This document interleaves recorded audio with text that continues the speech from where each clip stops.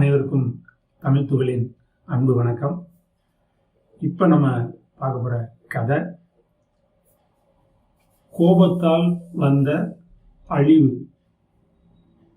ஒரு விவசாயி நிறைய நிலங்கள் வச்சிருந்தாரு. வீட்டை சுற்றி தோட்டங்கள் நிறையா போட்டு பராமரிச்சுட்டு வர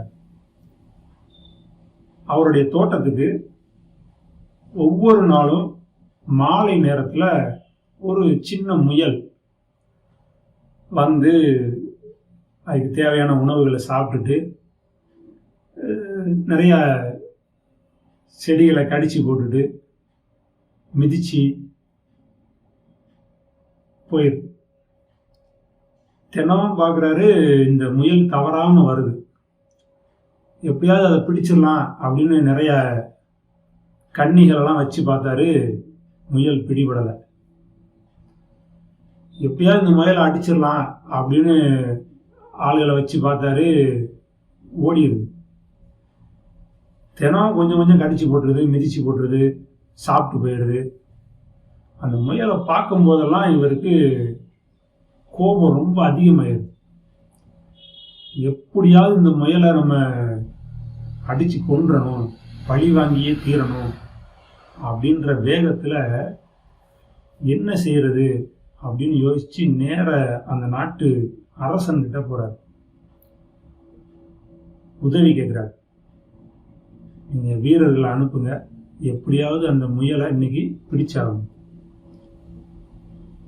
அப்போ அரசனும் சொல்லி பார்த்தான், ஒரு சின்ன முயல் தானே அப்படின்னு. இல்லை, அந்த முயலை விடக்கூடாது அப்படின்னு முடிவாக இருந்தார். சரி அப்படின்னு ஒரு 100 பேர்த்த கூட அனுப்பி விட்டான். எப்படியாவது அந்த முயலை பிடிக்காம வரக்கூடாது. இப்போ 100 பேரும் தயாராக இருக்காங்க. மாலை நேரம் வழக்கம் போல அந்த முயல் சாப்பிட்றதுக்காக வந்தது. சுற்றி இருந்த 100 வீரர்களும் முயலை விரட்டினாங்க. முயல் எல்லா பக்கமும் ஓடுது. முயலை பிடிக்கிறதுக்கு இந்த பக்கம் அந்த பக்கம் இவங்க எல்லாம் ஓடி மிதிச்சு கடைசியா ஒரு வழியா முயலை பிடிச்சு கொண்டுட்டாங்க.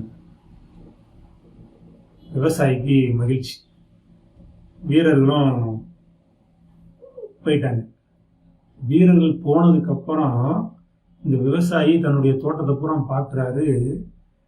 இந்த 100 பேரும் ஓடி முயலை துரத்தி விரட்டி அதுல சேதமானது 1000 முயல் 1000 நாள் வந்து சாப்பிட்டாலும் சேதப்படுத்தினா எவ்வளவு வருமோ அவ்வளவு பெரிய சேதம் உண்டாயிருச்சு. பேசாம இருந்தா அந்த முயல் கொஞ்சம் கொஞ்சம் சாப்பிட்டு போயிருந்திருக்கும். இந்த கோபத்துல இந்த முயலை எப்படியாவது பழி வாங்கணும்னு சொல்லி அவருடைய தோட்டம் வயல் எல்லாம் நிறைய அழிஞ்சு போச்சு.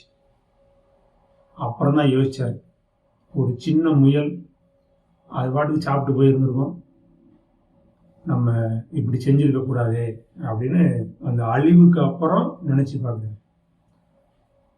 அதனால கோபத்தால பெரிய அழிவு தான் வரும். கவனமா இருக்கணும். நன்றி.